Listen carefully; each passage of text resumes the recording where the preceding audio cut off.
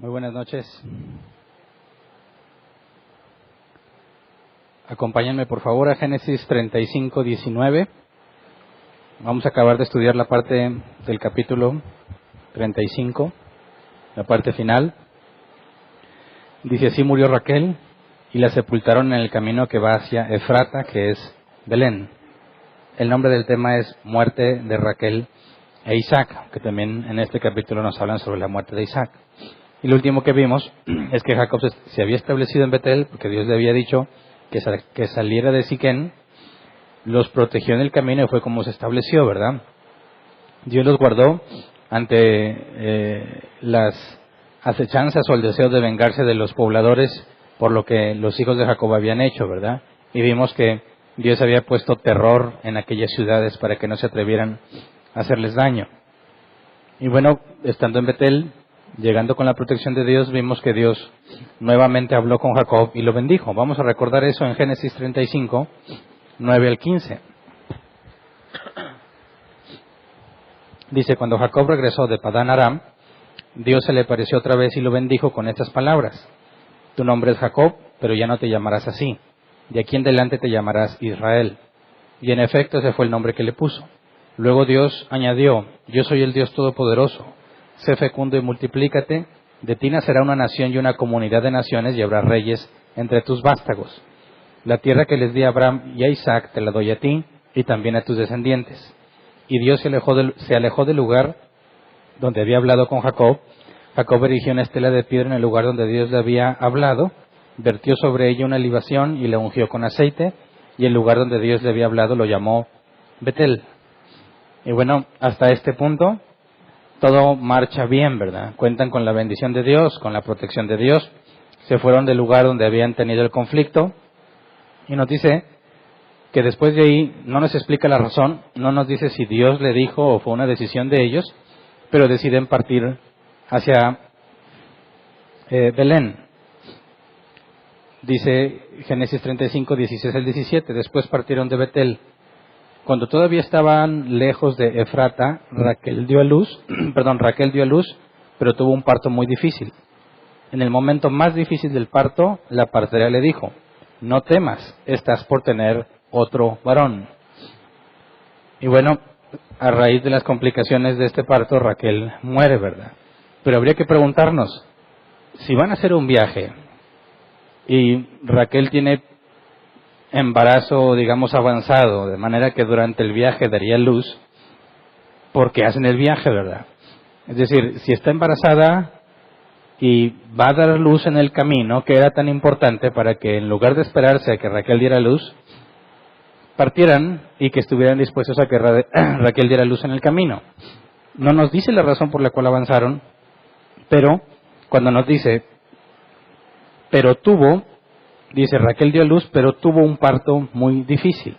Y este pero nos da la pauta para entender cuál es la razón de la muerte de Raquel. Es decir, podríamos decir que el embarazo no era peligroso, no había problemas en su embarazo, todo marchaba bien, hasta el momento de dar a luz se complica el alumbramiento, ¿verdad? Entonces, considerando, ¿se acuerdan cuando Jacob dejó Padán Aram y regresó hacia Canaán, que eran muy lentos para moverse, eran muy lentos por los niños? Bueno, llevar a una mujer embarazada que está sana no sería mucho problema, quizás si tiene un medio de transportación cómodo, ¿verdad? Así que no habría una razón de peso para que consideremos que no podría hacer ese viaje, porque el punto en el que se enfoca Moisés, es decir, al momento de dar a luz, ahí es donde se complicaron las cosas. Es decir, fue algo inesperado. No tenían idea de que esto se iba a complicar. Y bueno, cuando dice que la partera le dijo, no temas, estás por tener otro varón, yo me pregunto, ¿cómo le hizo para saber que era niño, ¿verdad? Todavía no nace, ¿verdad? Está por tenerlo. ¿Cómo supo que era niño? Digo, las abuelitas todavía me decían, y me acuerdo cuando Verónica estaba embarazada, sobre todo de mis primeros 2 hijos, había un debate entre si iba a ser niño o niña por la forma de la panza, ¿verdad? Decían, no, que si está picuda es niño, y que si está chata es niña, ¿verdad? Y no faltaba que otra decía, no, es que mira, aquí se hace un bulto, es que ese bulto es de niña. Y así, ¿verdad? Tenían sus posturas. Pero bueno, ¿cómo le hizo esta partera? No nos dice cómo tenía la panza Raquel, ¿verdad? Para sacar un parámetro. ¿Cómo supo que era varón antes de nacer? ¿Cómo podemos explicar esto? Bueno, cuando dice, no temas que también, no temas, estás por tener otro varón, la Reina Valera 60 dice, no temas que también tendrás este hijo. La palabra varón no está como tal en el original, la palabra es hijo. Es el hebreo ben, que se traduce como hijo, sustantivo masculino singular. Por eso la NBI pone vas a tener otro varón y cambia la palabra hijo, acentuando que es hombre y que de alguna manera ella sabe que va a ser hombre. Y no nos dice que Dios le haya revelado a la partera que iba a ser. Pero sí podríamos responder esto si la partera se refiere a las palabras de Raquel cuando dio a luz a José. Vamos a Génesis 30, versículo 22 al 24. Génesis 30, 22 al 24 dice, pero Dios también se acordó de Raquel, la escuchó y le quitó la esterilidad. Fue así como ella quedó embarazada y dio a luz un hijo. Entonces exclamó, Dios ha borrado mi desgracia. Por eso lo llamó José y dijo, quiera el Señor darme otro hijo. Y aquí la palabra es ben, sustantivo masculino singular. Es decir, Raquel le había pedido a Dios en el momento en que nació José que le concediera otro hijo varón. Entonces, ¿a qué se refiere la partera cuando dice, no temas, estás por tener otro hijo varón?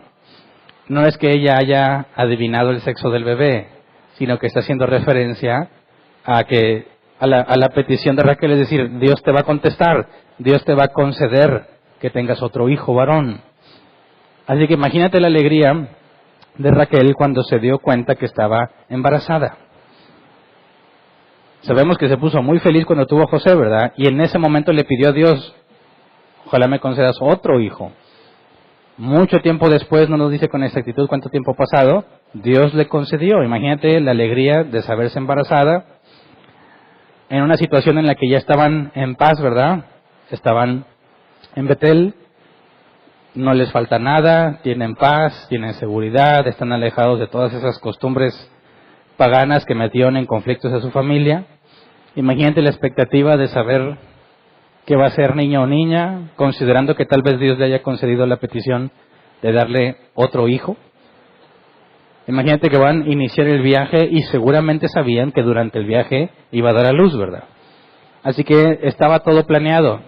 No se fueron de una manera imprudente, ¿verdad? Debieron tomar sus precauciones. Es el segundo hijo de Raquel, ¿verdad? Raquel es la esposa que realmente Jacob ama, ¿verdad? Quien realmente amó. Va a tener su segundo hijo, imagínate la felicidad de ambos. No creo que se haya sentido muy feliz Lea, ¿verdad? O los hijos de Lea y de las otras dos concubinas. Pero te aseguro que Raquel y Jacob estaban felices de la vida. Entonces imagínate, están en el viaje, esperando que llegue el momento en que dé a luz, llega el momento del parto, están a la expectativa de lo que va a pasar, pero las cosas se complican. Y se complicó tanto que Raquel pierde la vida. Génesis 35, 18. Dice, no obstante, ella se estaba muriendo, y en sus últimos suspiros alcanzó a llamar a su hijo Benoni, pero Jacob su padre le puso por nombre Benjamín. Cuando nos dice, ella se estaba muriendo, y en sus últimos suspiros, todo eso no está en el original. Leamos la Reina Valera 60 en esa parte, dice, y aconteció que al salírsele el alma, entre paréntesis, pues murió. Obviamente los paréntesis no existían en el hebreo antiguo, ¿verdad? Esto es algo de nuestra traducción, es decir, se le salió el alma porque se murió. Esto confirma, bíblicamente hablando, la inmortalidad del alma. Es decir, una persona muere en carne, pero su alma no. Y se refieren a la muerte como su alma abandonando el cuerpo. De manera que el alma sigue viva, ¿verdad? Pero Raquel, físicamente hablando, no. Es decir, no está hablando que Raquel dejó de existir. Está diciendo que la parte espiritual de Raquel se separó de su parte física. Entonces, si yo te pregunto, ¿qué es un humano? No me puedes decir que es un cuerpo, ni que es un alma, sino las dos cosas, juntas. Si tú separas una de esas dos cosas, te mueres físicamente hablando. El cuerpo muere pero el alma permanece. Es decir, hay inmortalidad en nosotros, y este dualismo se vuelve a presentar en la Escritura. No eres meramente reacciones químicas en tu cerebro.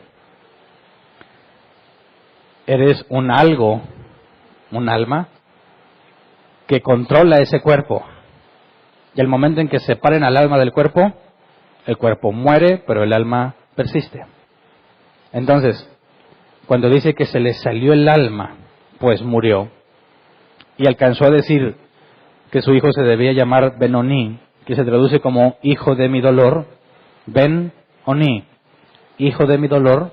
Recordemos que en muchos casos bíblicos al hijo o hija se le ponía el nombre de acuerdo a la situación que se estaba presentando, como Icabod, ¿verdad?, cuando el arca fue llevada por los filisteos. Entonces, imagínate que el niño se iba a llamar hijo de mi dolor. Jacob no quiere nombrarlo así. Imagínate, cada vez que le habla a su hijo, ¿de qué se va a acordar? De la muerte de Raquel, ¿verdad? Cada vez que le diga a su hijo Ben-Oni, ven, el decir Ben-Oni sería un recordatorio constante de el momento en el que Raquel muere. Ahora imagínate cómo se sentiría el niño cuando entienda qué significa su nombre. Y que le digan, bueno, es que tu mamá se murió porque naciste tú. ¿Cómo crees que viviría la vida el niño sabiendo que él, aunque no es verdad que sea responsable de la muerte de su madre, pero cargaría con ese peso de que por su culpa su mamá se murió? Así que Jacob le cambia el nombre y le pone Benjamín, que se traduce como hijo de mi mano derecha. Al hablar de la mano derecha, tiene que ver con la posición favorable, de más confianza o de privilegio ante alguna persona en particular. Decimos que Jesús está sentado a la diestra del Padre. ¿Qué significa eso? Que Jesús es el mayor, es el más confiable, es la mano derecha. Decimos también los mexicanos, es mi mano derecha, es en quien confío, es en quien está depositada toda mi confianza, es mi hijo preferido, diría. Entonces, fíjate cómo en lugar de llamarlo hijo de mi dolor, le pone hijo de mi mano derecha. De manera que se olvida completamente de la muerte de Raquel en el nombre del muchacho y decide llamarlo de una forma favorable, ¿verdad? Como si él estuviese a su derecha. Así que, pregunto yo, ¿no acababa de recibir la bendición de Dios? ¿No Dios le había dicho que lo iba a bendecir? No nos dice cuánto tiempo pasó, no debió de ser mucho, y se encuentran con esta situación inesperada para ellos, ¿verdad? Va a dar a luz Raquel, se complica y muere, totalmente inesperado para todos. Sabemos que Dios ya había ordenado que así fuera, ¿verdad? Pero aquí surge una pregunta. Si recién Dios lo había bendecido, ¿por qué le pasan cosas malas, verdad? Dicen la gente, ¿por qué le pasan cosas malas a la gente buena? Y le pasan cosas buenas a la gente mala. Bueno, si estamos hablando de cristianos haciendo esa pregunta, están en un error cuando consideran que ser elegido por Dios, o en el caso de Jacob, que se le cambia el nombre a Israel, que se puede traducir como príncipe de Dios.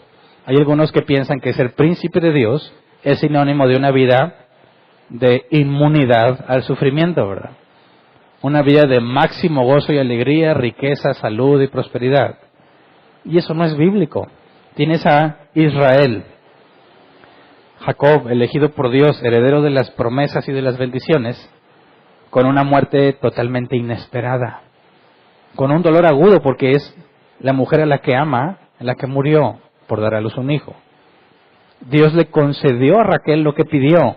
Raquel no estaba consciente que el hecho de que Dios le concediera tener otro hijo era precisamente el medio por el cual le iba a quitar la vida.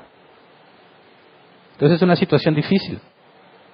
Génesis 35, 19 al 20 dice, así murió Raquel, y la sepultaron en el camino que va hacia Efrata, que es Belén. Sobre la tumba Jacob erigió una estela que hasta el día de hoy señala el lugar donde Raquel fue sepultada. Es decir, cuando dice hasta el día de hoy, es el día de hoy de Moisés cuando escribió eso, ¿verdad? Pero hoy en día también se tiene una referencia, y se supone que es esta misma referencia, a la tumba de Raquel. Y les traje unas fotos. ¿Me pones, por favor, la primera imagen? Tumba de Raquel de 1880. Traje 4 fotografías.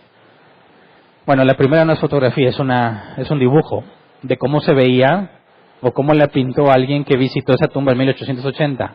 Y luego quiero que veamos cómo fue cambiando con el tiempo, porque si tú quieres ir a verla, no te vas a encontrar nada de lo que está ahí. Esta es una ilustración, ¿verdad?, de cómo se veía en 1880 el lugar conocido como la tumba de Raquel. Te fijas, no hay nada de civilización, ¿verdad? Es ladrillo. Tenemos que desde la Torre de Babel se había inventado el ladrillo, ¿verdad? La Torre de Babel se empezó a construir debido a que habían inventado el ladrillo. No estoy diciendo que esa construcción es desde la Torre de Babel, ¿verdad? Lo que digo que el hecho de ver ladrillos ahí no significa tecnología moderna, ¿verdad? Desde la Torre de Babel ya se mencionan los ladrillos.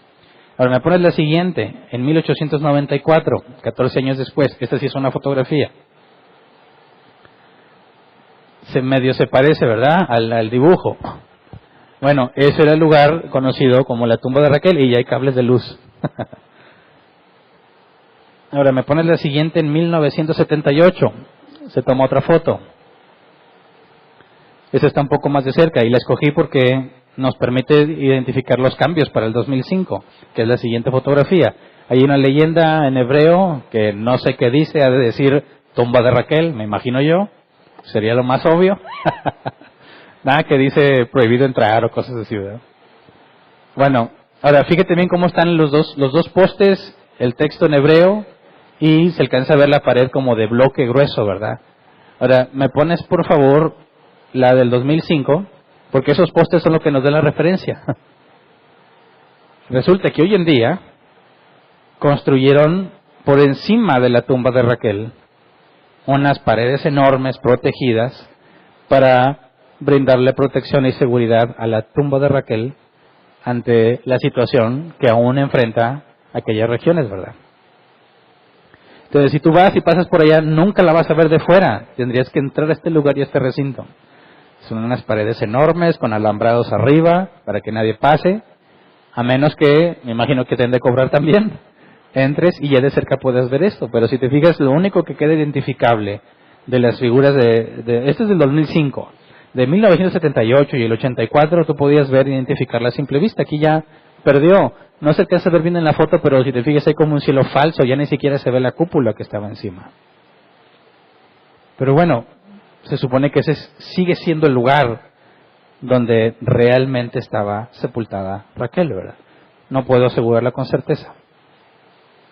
Pero si te fijas, desde 1800 y tantos ya estaba identificado ese lugar, y ya antes, nomás que no encontré evidencia visual de cómo era ese lugar. Pero entonces, queda marcado el lugar donde Raquel muere. Jacob, a pesar de contar con la bendición de Dios, experimentó una pérdida repentina de Raquel, lo cual nos asegura hasta este punto en todo lo que hemos estudiado, que es un grave error pensar que el hecho de que tú seas un hijo de Dios significa que no te va a pasar nada, ¿verdad? Y es aquí donde donde la teología de la prosperidad fracasa totalmente, porque no puede explicar este tipo de cosas.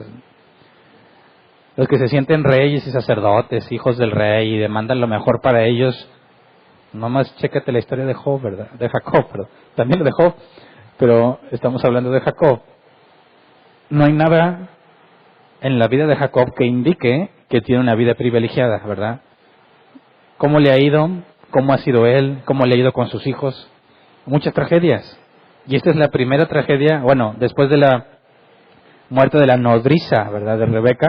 Luego nos muestra la muerte de Raquel, y luego la muerte de Isaac, y luego la separación de Jacob y Esaú, de manera que se queda solo en Canaán, ¿verdad? Pero vamos a Génesis 35, 21 al 22, porque hay otra desgracia. Lamentablemente no nos dice cuánto tiempo está pasando, pero no hay nada que nos haga pensar que hay intervalos grandes de tiempo entre cada uno de estos eventos. Génesis 35, 21 al 22 dice: Israel siguió su camino y acampó más allá de Migdal-Edar. Mientras vivía en esa región, Rubén fue y se acostó con Bilhá, la concubina de su padre. Cuando Israel se enteró de esto, se enojó muchísimo. Y luego dice: Jacob tuvo 12 hijos, y sigue describiendo los nombres de los hijos, ¿verdad? Pero dices, ¿qué pasó con Rubén, verdad? ¿Qué pasó con Rubén? ¿Cómo es que fue y se acostó con Bilhá o Bilhá, la concubina de su padre? ¿Por qué dice eso? ¿Por qué hizo eso? ¿Qué hay detrás? Yo muchas veces pensé, pues a lo mejor tenían un amorío, ¿no? Y a lo mejor esta Bilhá, pues le fue infiel a Jacob. Yo digo, tratando de darle algo de beneficio de la duda a Rubén, ¿verdad?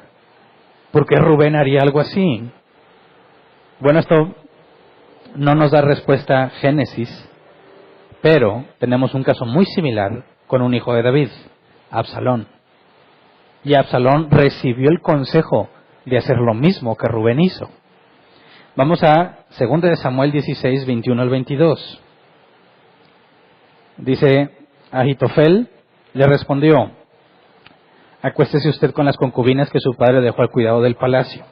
De ese modo, todos los israelitas se darán cuenta de que su majestad ha roto con su padre, y quienes lo apoyan a usted se fortalecerán en el poder. Entonces instalaron una tienda de campaña en la azotea para que Absalón se acostara con las concubinas de su padre a la vista de todos los israelitas. Ahora, ¿por qué le da este consejo, verdad? Y dice, esto es para que todos queden ciertos de que definitivamente rompió con su padre. Es decir, Ahitofel, el hombre más sabio, que más adelante te dice que el consejo de Ahitofel o Ahitofel eran como las mismas palabras de Dios para la gente de aquel entonces. Lo consideraban tan sabio que no ponían en duda sus palabras. Y es este hombre, me acuerdo era abuelo, si no me equivoco, de Betsabé, ¿verdad? La mujer con la que David adulteró, aunque está en cuestionamiento si fue adulterio o no, más adelante lo veremos. Pero para vengarse de David, aconseja a su hijo Absalón que se rebela contra David, que haga eso a la luz pública, ¿verdad? Para que todos se den cuenta que su relación con David es irreconciliable. Para que los que apoyaron a Absalón no tengan duda de que van a quedar, o les van a dar un buen hueso, como dicen acá. Como ayudaron a Absalón a rebelarse, los va a poner en lugares especiales en el reino. O sea, que el hecho de acostarse con la concubina de su padre era entendido por todos que era una ruptura total entre él y su padre David. Y hay un comentario que nos dice el porqué de este consejo y cómo lo entendió la gente en aquel entonces. Nos dicen que la toma del harén de un predecesor monarca era una costumbre oriental. Es decir, un predecesor monarca, esto implica que quien se acostaba con las concubinas de este era el nuevo monarca. O sea que el monarca anterior había sido vencido y derrotado. Levítico 18:8 nos da otro tip. Es algo que Dios prohíbe, ¿verdad? Y en la prohibición, la NBI nos da otro dato interesante. Dice, no tendrás relaciones sexuales con la esposa de tu padre, porque sería como tenerlas con él. Entonces, cuando Absalón se acuesta con las concubinas de David, es una ofensa grave para David, porque es como si lo hubiesen violado a él. Y cuando un monarca vencía a uno anterior, era un símbolo de su poder y una vergüenza para el derrotado que tuviera relaciones con sus concubinas. Ahora, esto llévalo a la casa de Jacob, que es lo que está haciendo Rubén. Se está rebelando contra su padre, contra la autoridad de su padre. Está diciendo a toda la casa de Jacob, yo soy el que manda aquí. Yo soy el que tiene derecho sobre todo eso. ¿Por qué dice eso? Porque él es el primogénito. Es el que recibiría todo, ¿verdad? Entonces, aún no se muere Jacob. Todavía falta mucho para que se muera, pero podemos ver que la situación entre sus hijos, la relación entre sus hijos y él, está pésima. No dice que nadie haya intervenido. Pero hay un dato curioso, porque cuando dice, mientras vivía en esa región, dice el versículo 22, Rubén fue y se acostó con Bilha, la concubina de su padre. Cuando Israel se enteró de esto, se enojó muchísimo. Pero la Reina Valera 60 no dice que se enojó muchísimo. Nada más dice que se enteró. Lo cual, dice, la Reina Valera 60 dice, lo cual llegó a saber Israel. Y es todo. Resulta que si tú lees la Septuaginta, ahí dice que se enojó muchísimo. Si lees los textos mayoritarios sobre los cuales está basada la Reina Valera 60, nada más dice que se enteró. Entonces, podríamos deducir que se enojó cuando se enteró, ¿no? Digo, no sería muy sorpresivo concluir eso. Es un acto de rebeldía descarado contra la autoridad de su padre y es una afrenta directa contra Jacob. Está desafiándolo, lo está declarando derrotado y sin autoridad en su propia casa. Rubén, sabiendo que Dios le ha dado la bendición a Jacob. Y fíjate el descaro. Rubén sabe que él es el primogénito y se supone que la promesa de Dios debería pasar a él. Pero en lugar de demostrar, como Isaac lo hizo, como Jacob después de todo lo que le pasó llegó a comprender que es Dios quien decide a quién se lo da y que no hay forma de que tú puedas obligar a Dios o engañar a Dios o quedarte con las cosas, Rubén muestra una completa rebeldía a Dios. Lo grave de esto es que uno de los hijos de Jacob es elegido por Dios para traer al sustituto que Abraham conoció, entendió, que libraría a toda la humanidad de la maldición en la creación. Y sus hijos son pésimas personas, ¿verdad? El primogénito sobre quien descansaría la esperanza de que por medio de él venga el Mesías, está haciendo un acto de rebeldía muy grave y descarado. Vamos a 1 Crónicas 5:1, donde nos menciona que debido a eso perdió los derechos de la primogenitura. 1 Crónicas 5:1 dice: descendencia de Rubén, primogénito de Israel. Rubén era el primogénito, pero en la genealogía no fue reconocido como tal por haber profanado el hecho de su padre. Su derecho de primogenitura pasó a los hijos de José, hijo de Israel. Ok, los derechos pasaron a José, pero a quien Dios eligió fue a Judá. Entonces, ¿te das cuenta? El primogénito pensó que era para él, ¿verdad? Desafía la autoridad de su padre, avergüenza gravemente a su padre, peca gravemente contra Dios, pensando que ahora sí se va a apropiar de todas las cosas y resulta que pierde sus derechos. Se los dan a José, de quien ni se esperaba, aunque bueno, era el mayor de Raquel, ¿verdad? Pero no funciona así. Pensarías, bueno, pues si el mayor de Lea no pudo, quizás el mayor de Raquel, pero no, Dios escogió a Judá. Y nada que ver Judá, ¿verdad? Entonces Dios hace lo que quiere y elige a quien Él quiere. Y no hay ningún patrón que determine cómo le va a hacer Dios. ¿Me explico? Es totalmente inesperado. No hay forma de anticiparte a lo que Dios va a hacer. Quien menos esperas podría hacerlo, ¿verdad? Y eso es importante que lo entendamos como cristianos, porque nosotros no podemos poner la vista en el hombre, confiando en lo que el hombre hace, confiando en que por cómo lo ves seguramente Dios lo va a elegir. No, porque Dios, dice la Escritura, que de lo más vil y despreciado elige. Y de hecho, los cristianos cometemos el error, fíjate, si de lo más vil y despreciado escogió Dios, bueno, ¿de qué categoría eras tú para estar aquí? ¿Eh? De lo mejor, del top 10, al revés, de lo más vil y despreciado. Y fíjate bien el error. De los otros que somos los más viles y despreciados, venimos aquí y luego empezamos a buscar quién es el mejor. Totalmente contradictoria la razón por la cual estás aquí. Por eso la Escritura constantemente hace un énfasis a la vida en humildad, en humillación. Porque Dios no ve las cosas como nosotros las vemos. Nosotros no vemos el corazón. Nosotros vemos lo de afuera, pero Dios ve el corazón, lo de adentro. Y fíjate bien, Judá no tiene ningún requisito, ninguna característica que te haga pensar que él es, precisamente porque Dios no llama al que ya está listo. No llama al capacitado, sino que capacita al que llama. De esa manera, toda la gloria es para Dios, ¿verdad? Bueno, entonces, hay muchos problemas en la familia de Jacob. Sus hijos están en rebeldía, principalmente Rubén. ¿Por qué? Aquí no podemos saberlo todavía, pero en el capítulo 37 vamos a empezar a ver el por qué. Ya habíamos visto razones, ¿se acuerdan? Cuando venía Esaú y Jacob tuvo miedo, ¿a quién mandó primero? ¿A quién puso en lugar especial? A Raquel y a su hijo, José.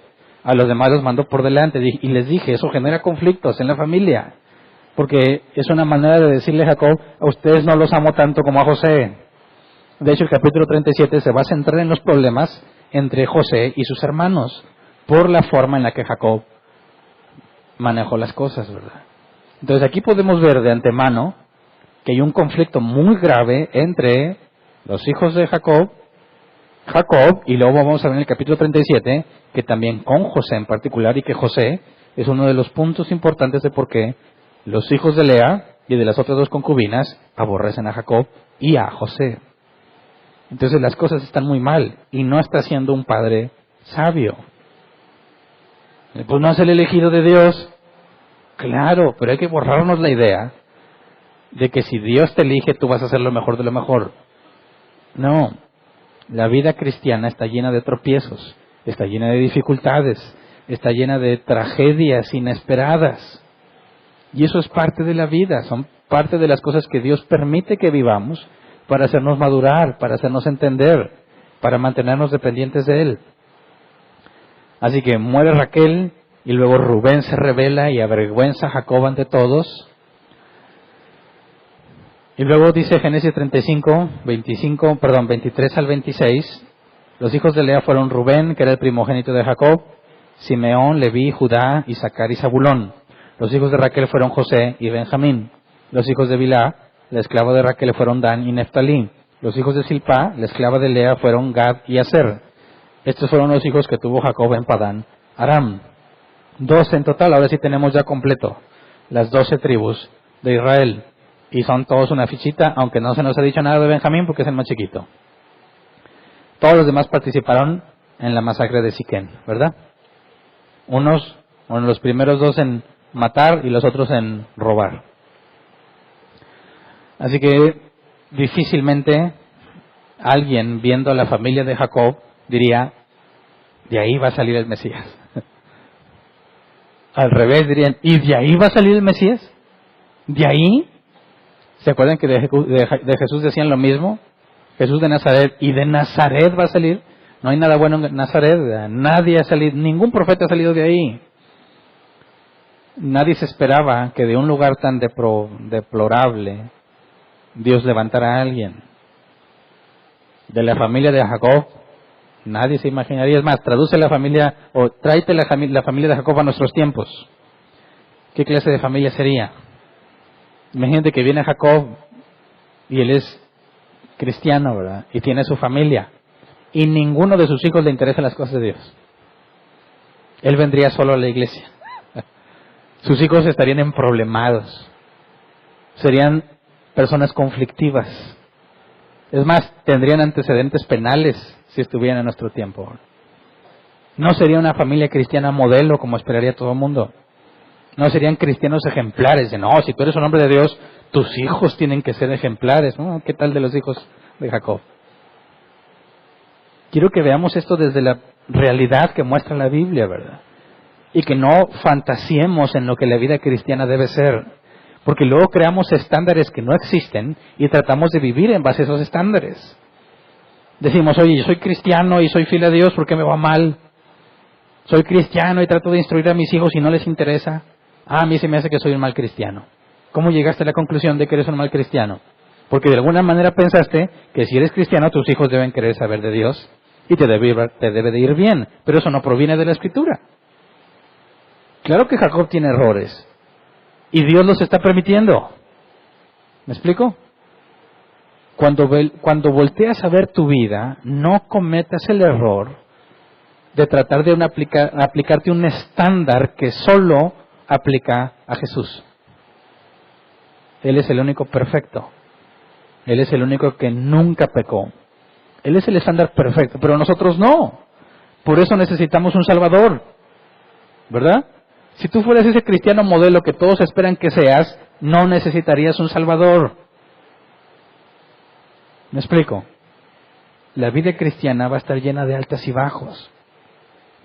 Se trata de enfrentar las cosas que trae la vida, permitidas por Dios, confiando en que a pesar de todo esto, Dios va a estar contigo y te va a sostener.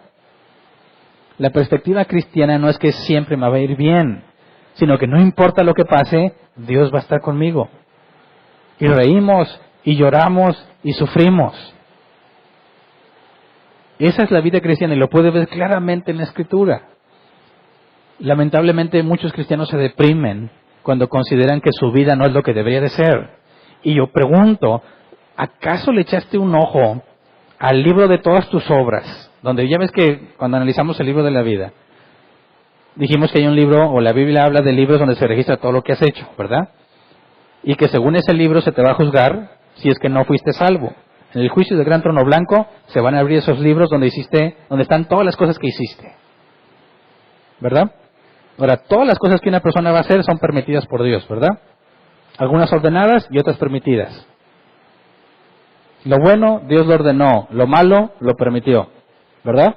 Ahora, tú dices, ¿cómo está tu vida? ¿Cómo está mi vida? ¿Cuál es la única forma de saberlo? Bueno, habría que abrir ese libro y decir, a ver, según el calendario, hoy debería estar haciendo esto, ¿verdad?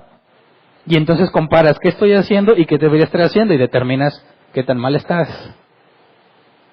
Pero si no tienes ese libro a la mano, ¿cómo te atreves a dudar que lo que está pasando no era voluntad de Dios? ¿Me explico? No estoy diciendo que digas, bueno, va a pasar lo que Dios quiera. No.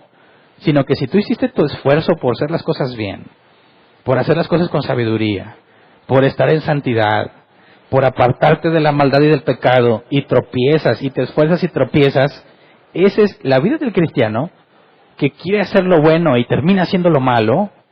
No se debe deprimir por eso malo que hizo si realmente su conciencia está limpia de que realmente desea hacer lo bueno, pero a veces es débil.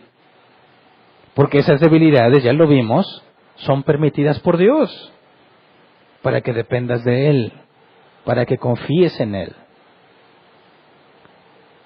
Entonces los cristianos podemos cometer errores graves cuando idealizamos la vida que Dios quiere que tengamos, lo que esperaríamos que Dios tuviera para nosotros. No, esto nos debe llevar a abrir nuestros ojos y ver que Jacob, siendo tan importante para el plan de Dios, tiene una vida llena de problemas.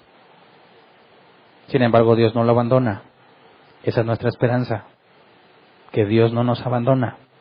Aunque nos equivoquemos, no nos abandona. Nada nos separará de su amor. ¿Me explico? Bueno, dice después de esto, otra tragedia más. Jacob viaja a visitar a su padre Isaac. Génesis 35, 27 al 28. Jacob volvió a la casa de su padre Isaac en Mamre, cerca de Kiriat Arba, es decir, Hebrón, donde también había vivido Abraham e Isaac. Isaac tenía 180 años cuando se reunió con sus antepasados. Era ya muy anciano cuando murió y lo sepultaron sus hijos, Esaú y Jacob. No nos da más información, pero algunos comentaristas dicen que se considera que Isaac tenía, para tener una relación una relación del tiempo, Isaac se considera 100 años cuando Jacob salió hacia Padán Aram. Y se piensa que tenía poco más de 120 cuando Jacob regresó. Se considera que Jacob tenía 120 años cuando Isaac murió. Entonces, 120 años contra 180 años, ¿verdad? Jacob, cuando muere Isaac, ya está muy viejo también, ¿verdad? Isaac más viejo, y de hecho, Abraham murió a los 175 años, Isaac tuvo de vida 5 años más. Se nos dice de Abraham que lo sepultaron sus hijos Isaac e Ismael, y había habido conflicto entre ellos, ¿verdad? Y con Isaac se nos dice que lo sepultaron Esaú y Jacob, y también hubo conflicto entre ellos.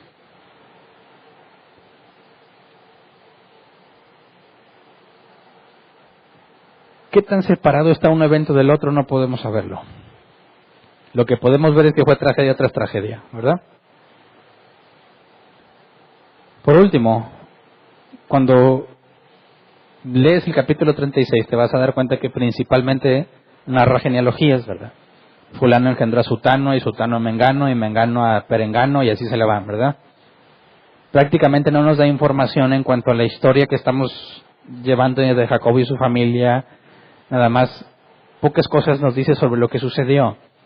Y todo lo demás, ese capítulo se dedica a narrar la genealogía, incluso de los habitantes que estaban en Seir antes de que Saúl llegara y los desplazara de ahí. Así que eso se los dejo de tarea a ustedes, esa genealogía léanla. Pero yo quiero que vayamos de ese capítulo a Génesis 36, 6 al 8, donde nos dice que Saúl termina yéndose a otra parte para separarse de Jacob. Dice, después Esaú tomó a sus esposas, hijos e hijas y a todas las personas que lo acompañaban, junto con su ganado y todos sus animales, y todos los bienes que había adquirido en la tierra de Canaán, y se trasladó a otra región para alejarse de su hermano Jacob. Los dos habían acumulado tantos bienes que no podían estar juntos. La tierra donde vivían no bastaba para alimentar al ganado de ambos. Fue así como Esaú, o sea, Edom, se asentó en la región montañosa de Seir. Entonces, se hicieron tan ricos que no podían estar juntos. Sabemos que Jacob no podía dejar Canaán, ¿verdad? Dios le había dicho que habitara en Canaán. Así que tuvo que irse Esaú. Esto me lleva a pensar que no hubo conflicto entre ellos, ¿verdad? De manera que Esaú aceptara irse a otra parte y que Jacob se quedara donde Dios le había dicho que debía de estar. Pero bueno, ahora Jacob está solo en Canaán, ¿verdad? Le queda una esposa, 2 concubinas y una esposa, Lea, y es a la que no ama. Tiene muchos problemas con sus hijos. Ya está viejo. Y aún le faltan muchas cosas por vivir. Pero es en el capítulo 35 donde se traza una línea divisoria en el libro de Génesis. Digamos que inicia en el versículo 30, en el capítulo 36 con la genealogía de Esaú, y después Moisés se centra en los conflictos en la familia de Jacob, específicamente entre José y sus hermanos. Conflictos que no empezaron ahí, sino que fueron generados desde mucho tiempo, desde chiquitillos, desde que nació José. Y la principal responsabilidad de esos problemas está en Jacob. Así que sus errores como padre le van a costar muy caro. Va a experimentar mucho dolor. Y esto no nada más lo vemos en Jacob, lo vemos en Samuel. El profeta Samuel, que el pueblo le dijo a Samuel: no queremos que tus hijos gobiernen porque son corruptos. 2 hijos de Samuel. Los hijos de David. Los hijos de Salomón. Todas las familias que Dios ha elegido tienen problemas. ¿Verdad? ¿Tú también tienes problemas en la tuya? ¿Está siendo bíblico? ¿Verdad? No te canses. No declares la derrota ante los problemas. Son parte de las cosas que Dios permitió. Al leer esto nos damos cuenta que así es Dios con sus hijos. ¿Verdad? Y confiamos en que Él es sabio. ¿Se acuerdan lo que la sabiduría es? Saber cómo hacerlo. Y si Dios es omnisciente y lo sabe todo, y además es sabio, significa que la forma en la que Él hace las cosas es la mejor que hay. Y me agradó mucho, leí, se me olvidó quién es el autor de esta frase, no es mía, pero dijo que ahora nosotros no podemos comprender muchas cosas que Dios permite, ¿verdad? Como tratar de pensar, si fueras Jacob, ¿por qué dejó que se muriera Raquel, verdad? ¿Por qué le concedió tener un hijo, pero ni siquiera lo disfrutó? Se murió al momento de dar a luz. ¿Por qué permitió Dios que Rubén hiciera eso con Bilha o Bilha? ¿Por qué Dios hace esas cosas, verdad? Pero nosotros no somos omniscientes, ni tan sabios. Entonces esta persona decía: llegará el día en que podamos presentarnos ante Dios, puedas entender las cosas que Dios hizo y podrás tener la certeza de que si tú tuvieras la información que Dios tuvo y si tú tuvieras la sabiduría que Dios tuvo, elegirías exactamente lo mismo que Él eligió para ti. Porque no hay ningún camino mejor que lo que Dios ha decidido que suceda. Entonces, es cierto, como Jacob no tuvo respuesta, tampoco nos dice que estuviese llorando o reclamándole a Dios por lo que pasó. Está claro que Dios tiene un día definido para todos nosotros y que solo unos pocos, bíblicamente hablando, se les ha concedido saber cuándo van a partir. No tenemos la vida asegurada, ni siquiera la de hoy. Y en lugar de estarnos quejando por lo que nos pasa o lamentándonos por nuestros errores, debiésemos buscar la perspectiva divina en este asunto y decir: sí, me equivoco, sí me equivoqué, pero Dios aún así me amó desde que me eligió. No me ama menos por lo que estoy pasando, ni me ama más si lo hubiese evitado. Él me ha amado igual desde la eternidad. Así que eso debe ser motivo de confianza y decir, a partir de hoy voy a buscar más la santidad. A partir de este momento voy a buscar más a Dios en oración. En lugar de decir, no, pues yo no sirvo.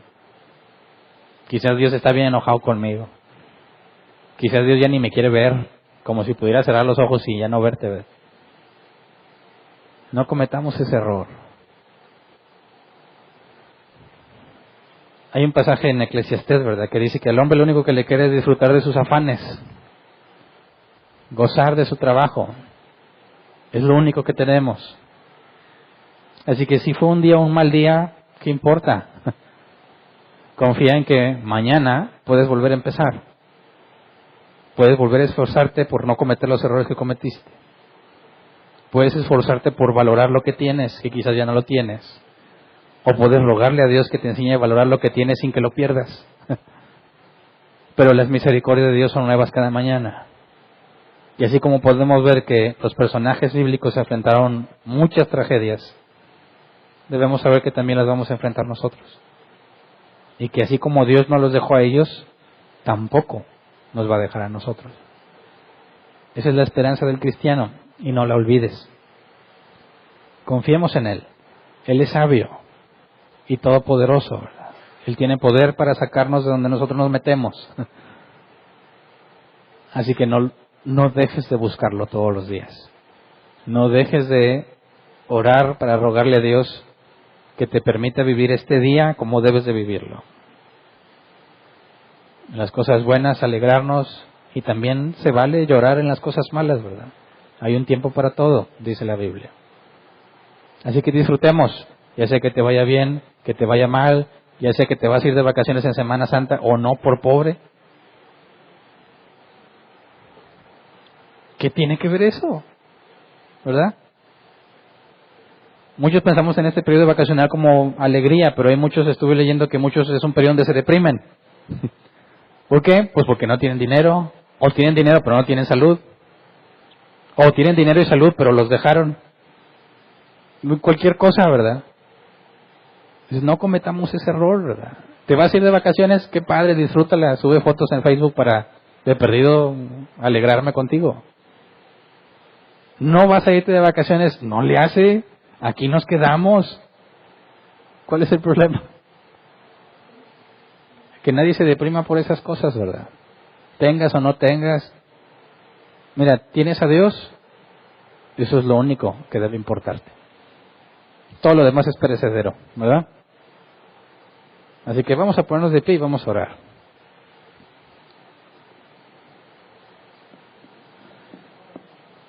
Estas 2 semanas que vienen, es normal que se va a ver una baja en la asistencia porque muchos se van de vacaciones, ¿verdad?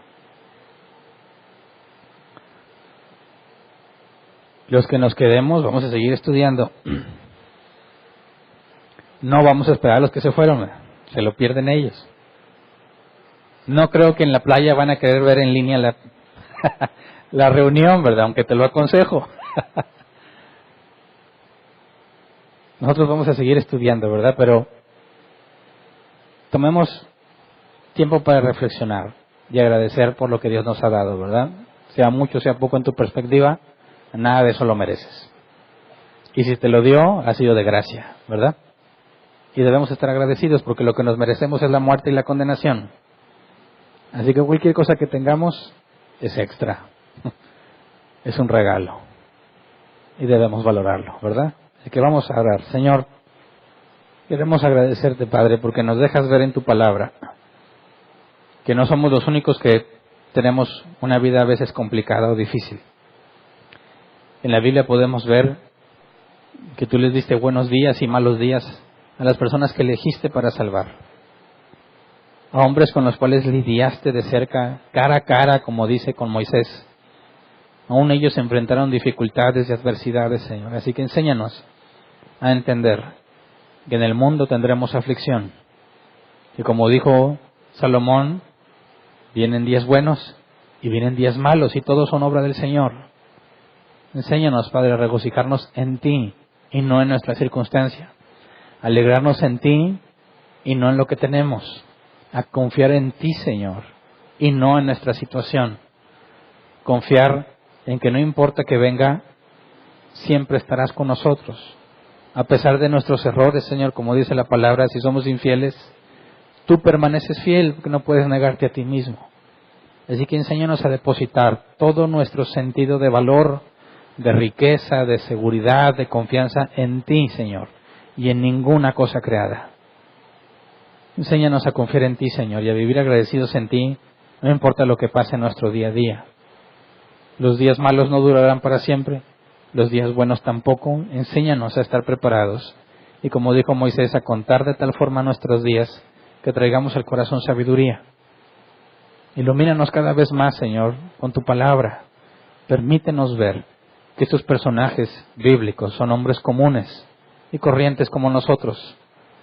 Enséñanos a verte a ti en la Escritura, cómo la Escritura habla de ti y te exalta sobre todas las cosas, porque tú eres el único digno de recibir honra y gloria, Señor. Todos nosotros somos personas que nos equivocamos, que fallamos, que fracasamos, que somos derrotados, pero no hay derrota en ti, Señor, no hay fracaso en ti, no hay debilidad en ti.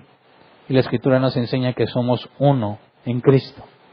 Así que, como dijo el apóstol Pablo, enséñanos a gloriarnos en nuestras debilidades, sabiendo que tu poder se perfecciona en nuestra debilidad. Gracias, Señor, por los que tienen para irse de vacaciones. Gracias por los que nos quedamos. Que donde quiera que estemos, Señor, aquí o lejos, en otra parte, glorifiquemos tu nombre y seamos de buen testimonio donde andemos, Señor.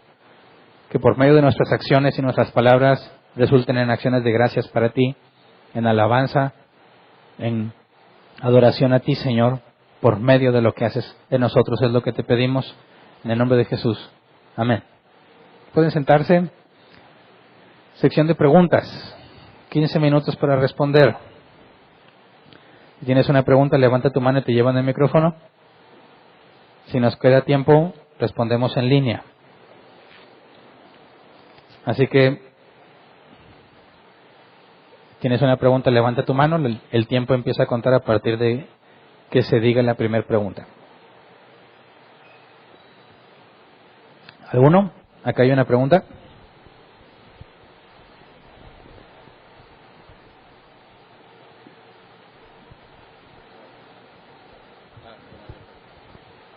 Bueno, Buenas noches. buenas noches.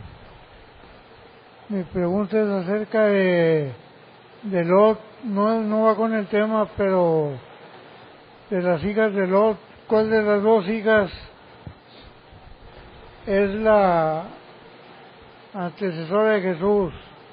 Bueno, Jesús no viene por la descendencia de Lot. Viene de la descendencia de Abraham, ¿verdad? Lot era sobrino de Abraham. Y desde que se separaron y sus hijas embriagaron a su padre, ya no se nos dice más sobre lo que pasó con Lot. Pero Jesús no es del linaje de Lot, es del linaje de Abraham. Gracias. ¿Alguien más?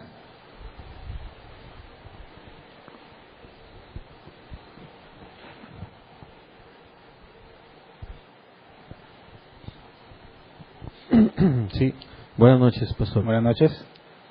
Pastor, creo entender que Dios tiene el poder de la vida y de la muerte, ¿verdad?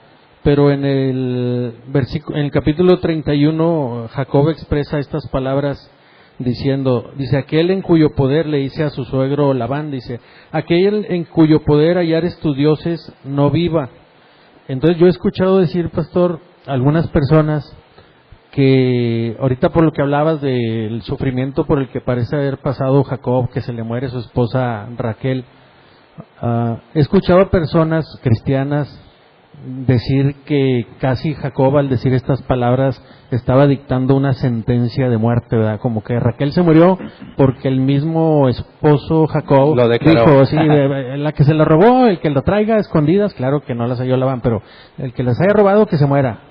Entonces, entendiendo que Dios es el único que tiene el poder de dar la vida o de quitarla, ¿qué tanto valor, pastor, qué tan bíblico es darle, qué tanto valor a estas palabras expresadas por Jacob en cuanto a decir, bueno, si alguien se la robó, que se muera, y relacionarlo con como quiera todos nos vamos a morir un día, y como Raquel también, ¿verdad? Pero ¿qué tan bíblico es relacionar esas palabras expresadas con Jacob con la muerte que sufre Raquel al aliviarse de Benjamín. ¿Es totalmente descabellado o es un poco bíblico? O estaría fuera de contexto. Porque cuando Jacob dice que se muere el que los tenga en posesión, está hablando de un acto de justicia que se realizaría en ese mismo momento al encontrar el culpable, ¿verdad? Y la Biblia nos dice que Jacob no tenía idea de quién los tenía. Es decir, era una manera de decir, yo soy inocente, y si alguien de los míos lo hizo, aquí mismo hacemos justicia y que se muera. Entonces, tratar de llevar eso a decir que hubo una especie de declaración espiritual que se viene a cumplir muchos años después en Raquel, eso ya es sacarlo totalmente del contexto de lo que estaba sucediendo en el momento que estaban examinando a Jacob y a los suyos, ¿verdad? Ya digamos que no proviene de exégesis, no es una conclusión que proviene del texto. Estás usando un texto fuera de contexto para usarlo como pretexto. O sea, Dios no tenía por qué hacerle caso a Jacob y matar en ese momento a Raquel. O sea, bueno, sabemos que él, como dueño, o sea, él no duda de sus esposas, ¿verdad? No pensaría, él dice que él no sabía. Puede estar hablando de quizás de algún esclavo, de algún siervo de quien en aquel entonces el amo tenía control sobre su vida, ¿verdad? Decidía si moría o si vivía. Y después vemos que en la ley de Moisés se estipulan reglamentos para que ese tipo de cosas no pasen. Pero en aquel entonces, todo siervo es comprado o adquirido, no tenía derecho ni siquiera sobre su propia vida y quedaba bajo la disposición de su amo. Entonces, cuando Jacob hace ese tipo de, digamos, esa forma de asegurar o ese tipo de declaración de justicia para el culpable, sería válida de acuerdo a los contextos históricos de aquel entonces.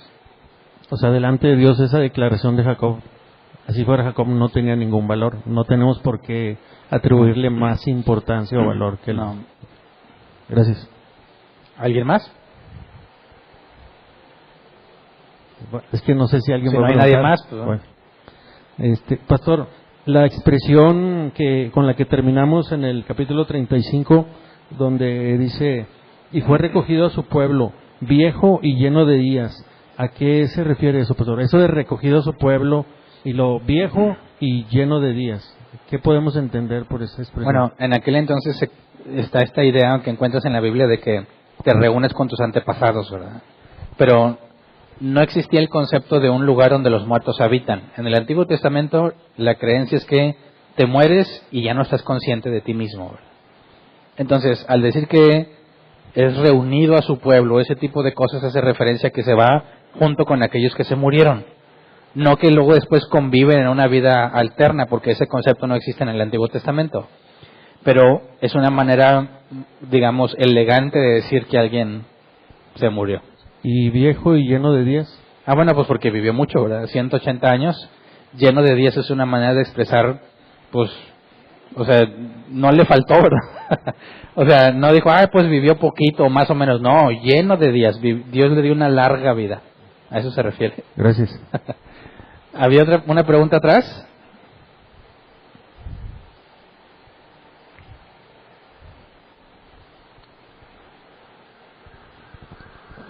Buenas noches. Buenas noches. Ya después de ver la historia de Raquel ahí en la Biblia, ¿se puede concluir que Raquel era idólatra? Pues no, como no lo dice literalmente, y nada más sabíamos que al salir de Siquén, Jacob le dijo a su familia y a sus siervos que se deshicieran de sus ídolos, no podemos asegurar con certeza quiénes los tenían ni la razón por la cual los tenían, ¿verdad? Obviamente, al hacer pedirles que hagan este compromiso, requería confesar idolatría. Y la razón por la cual Raquel se robó los hilos de su padre no quedaba claro si es porque ella apreciaba esos ídolos o simplemente por desquitarse de su papá, ¿verdad? Entonces, no hay forma de saber bíblicamente si sí o si no. La Biblia describe que Raquel murió y fue sepultada ahí donde murió. Pero vemos también en la Biblia que cuando José murió dijo, cuando yo me muera, llévenme a donde están enterrados mis padres. Ajá. Y vemos que Lea, la segunda esposa de Jacob, cuando murió fue enterrada junto con él, o más bien con Abraham, con Sara, con todos ahí. O sea, ¿a qué conclusión nos puede dar eso? ¿Verdad? De que Raquel murió y ahí donde murió la enterraron y Lea fue enterrada en el lugar de ellos. Bueno, es que el deseo de José era permanecer en la tierra que Dios le había prometido a sus antepasados, ¿verdad? Entonces, como estaba en Egipto, él no quería que sus restos quedaran en Egipto, sino que también fueran llevados a la tierra de Canaán. En el caso de Raquel y las demás, pues están en Canaán, ¿verdad? Digamos que no fueron a sepultarla allá donde estaba en la cueva de Macpela, donde estaba Abraham. Pero mientras están en la tierra prometida, vemos que lo sepultan sin ningún problema. El conflicto era cuando estabas fuera y José pide que lo regresen. Pero ahí no puede tomarse como que, bueno, Lea fue la primera esposa, por eso a lo mejor tiene ese derecho a estar en la misma tumba que los demás. O que Raquel, por el trasfondo que tenga de, a lo mejor, ¿verdad?, posiblemente idólatra, pues ahí donde quedó para no meterla junto con Abraham y con Sara, con todos los demás. No bueno, sé si yo creo más bien que es cuestión de cómo lidias con el cuerpo y el cadáver, ¿no? Porque cuando José pide que lo regresen, estás hablando de huesos, ¿verdad? Imagínate que tú quisieras decir, bueno, se murió Raquel y hay que hacer un largo viaje de meses para poder llegar a otro punto y donde la puedas sepultar. ¿Cómo lidias con el cuerpo en descomposición, verdad? Traería enfermedades y sería letal para toda la casa de Jacob. Así que lo más natural es que ahí donde mueres, ahí mismo eres sepultado, ¿verdad? Si tuvieran que trasladarte de un lugar a otro relativamente cerca, quizás no habría mucho problema. Tenemos la referencia con Lázaro, que habían pasado 3 días, y Jesús dijo, quiten la piedra, y dijo, no, porque ya hiede, ¿verdad? Entonces no había forma, digamos, segura o sana de estar llevando el cuerpo de un cadáver a un lugar lejano, porque sería peor, ¿verdad? Podrían morir contaminados por algo. Gracias. ¿Alguien más?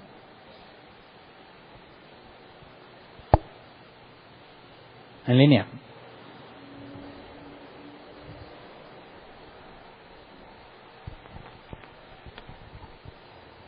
Buenas noches. La pregunta dice, si una persona es salva, eso no quiere decir que toda su familia va a ser salva. Dice, como ejemplo, Jacob y sus hijos. Bueno, yo creo que se dicen o se basan en lo que dice Hechos, ¿verdad? Cree en el Señor Jesucristo y serás salvo tú y toda tu casa. Ese pasaje está en el contexto de Pablo y el carcelero, ¿verdad? Pablo se lo dijo al carcelero y luego nos dice que el carcelero se bautizó él y toda su casa, de manera que se cumplió lo que Pablo le había dicho. Es decir, no es una promesa para los creyentes, era algo que se le dijo al carcelero y que se cumplió en ese momento, ¿verdad? Entonces no puedes llevarte eso y convertirlo en una especie de promesa para que todos esperen que si ellos son salvos, toda su casa va a ser salva. Porque no, ya vimos en el caso de Samuel, sus 2 hijos no caminaban con Dios, ¿verdad? En el caso de David, aunque tuvo bastantes hijos, para empezar, Absalón, que es el ejemplo más claro, no estaba en los caminos de Dios. Entonces, no hay forma bíblica de asegurar que si tú eres cristiano y salvo, tu familia va a ser salva. Es decir, eso queda bajo el criterio de Dios. Puede que sí, hay muchos casos donde sí y también hay muchos donde no. Entonces, lo que nos resta es confiar en que Dios es sabio y Él sabe lo que hace. Ok. Es otra pregunta, bueno, no es muy pegado al tema, pero dice, ¿es voluntad de Dios que una de tus hijas sea lesbiana? Habiéndola educado desde pequeña en el camino de Dios. Bueno, habría que ver la voluntad en 2 formas, ¿verdad? La Biblia enseña de voluntad bulé o celó. Una que Dios ordena que va a pasar y otra es lo que Dios desea que pase. En el caso de que uno de nuestros hijos tenga algún problema, quizás con su orientación sexual, como el ejemplo que ponen, sabemos que no es la voluntad preceptiva de Dios, ¿verdad? No es lo que Dios quiere que pase. Dios condena la homosexualidad. Pero podemos decir que si sucedió, dado que la Biblia enseña que nada sucede sin que Dios lo autorice, entonces podemos decir que sí estaba en su voluntad que eso sucediera. Es decir, al mismo tiempo no es lo que Dios quiere que pase en cuanto a lo mejor que pudo haber pasado, lo correcto, pero si pasó es algo que Dios permitió. Ahora, eso no significa que el hecho de que nosotros nos hayamos esforzado por enseñar a nuestros hijos y que aún así ellos desprecian los caminos del Señor, eso no significa o no necesariamente implica que hicimos algo mal, ¿verdad? Porque la salvación de nuestros hijos no depende de nosotros, eso depende de Dios. Y cualquier persona natural, antes de nacer de nuevo, dice la Escritura que no conoce a Dios, no quiere a Dios, no puede entender las cosas de Dios. Entonces, es imposible que por nuestra educación nuestros hijos vengan al camino de Dios. Es decir, no es una relación directa entre lo que yo hago y lo que mis hijos van a hacer. Porque por más que yo les trate de explicar a Dios, si ellos no son regenerados, nunca lo van a comprender. Entonces, nuestra conciencia debe estar limpia en que hicimos nuestro mayor esfuerzo por guiarlos en el camino del Señor. Pero a fin de cuentas, si son salvos o no, si siguen los caminos de Dios o no, no es totalmente responsabilidad nuestra. Entonces hay que descansar en Dios, en que si ya sucedieron las cosas, Dios las permitió y las permitió con una razón, una buena razón. Ahora hay que indagar en nosotros, dar un buen ejemplo para con nuestros hijos, que a pesar de que elijan un camino incorrecto, demostrarles que siguen siendo nuestros hijos, que los amamos y que estamos para ayudarlos. No vamos a consentir su pecado, ¿verdad? Pero no dejan de ser nuestros hijos. Entonces es una muy buena oportunidad para mostrar el amor que la Biblia demanda, el ejemplo que Dios nos dio a nosotros y amar a nuestros hijos a pesar de sus malas decisiones. Ok, son todas las preguntas en línea, gracias. Muy bien, nos queda un minuto y nos sobró entonces. Despedimos la transmisión entonces con nuestros hermanos que nos acompañan en línea. No vamos a suspender nada por Semana Santa. El domingo de resurrección sí vamos a hacer un alto en nuestro estudio y vamos a analizar la resurrección de Jesús. Pero de ahí en adelante los temas siguen siendo iguales. El miércoles seguimos con Génesis, a excepción del domingo de resurrección. Continuamos con nuestro estudio de fundamentos, así que esperamos que nos acompañen.